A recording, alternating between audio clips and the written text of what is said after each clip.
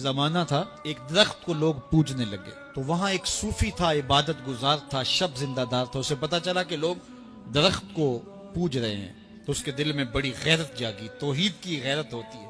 وہ جاگی اور وہ کھڑا ہوا، اس درخت کو کاٹ دوں گا جس کو لوگ اللہ کا شریک سمجھ رہے ہیں اور پوج رہے ہیں۔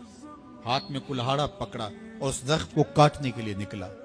راستے کے اندر شیطان کھڑا تھا، اس نے کہا میں تو نہیں جانے دوں گا، اور شیطان نے راستہ روکا، اس نے پٹک کے شیطان کو زمین پہ مارا اور اس کی چھاتی پہ بیٹھ گیا۔ شیطان بہت مکار ہے اور وہ ہر ایک کو ایک طریقے سے نہیں لوٹتا، اس کے بڑے مکر و فریب اور دجل و تلبیسات ہیں۔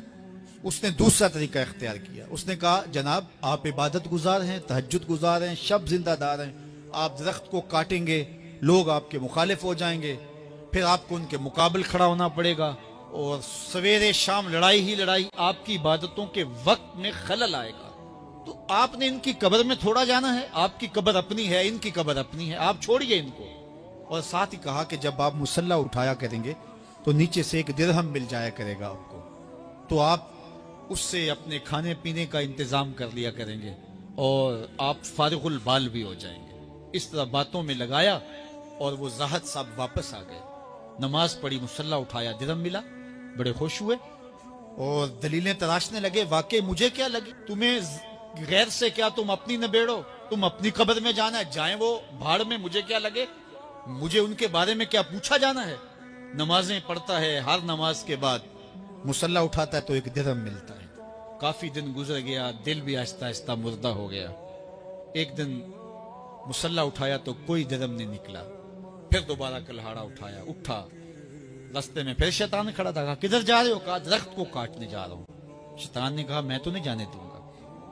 اس کو تجربہ تھا کہ میں اس کو پٹک کے زمین پہ مارا تھا، یہ میرے سے طاقتور تو ہے ہی نہیں، اس نے پھر گریبان سے پکڑ لیا، شیطان نے پٹک کے زمین پہ مارا اور چھاتی پہ بیٹھ گیا۔ وہ زاہد صاحب پریشان ہو گئے، شیطان کو کہنے لگے یہ کیسے ہوا، میرا تو تجربہ ماضی کا یہ تھا کہ میں طاقتور ہوں، تم کمزور ہو، لیکن اب تم نے پٹک کے مجھے زمین پہ مارا۔ تو کہا صاحب اس دن تم اللہ کی رضا کے لیے جا رہے تھے، آج تم درہم کے لیے جا رہے ہو۔ تو جب عمل میں خلوص نہیں رہتا تو پھر عمل نہیں رہتا، عمل میں قوت نہیں رہتی، پھر سجدے بے روح ہو جاتے ہیں، نمازیں بے ذوق ہو جاتی ہیں، نماز، روزہ، حج، زکوٰۃ سب کچھ ہے باقی مگر تو باقی نہیں، پھر سب کچھ چلتا رہتا ہے لیکن رسم ہوتی ہے، پھر قرآن پڑھا جاتا ہے، رسم ہوتا ہے، قرآن دل کو پھر نہیں بدلتا اس لیے کہ رسم اداری ہو۔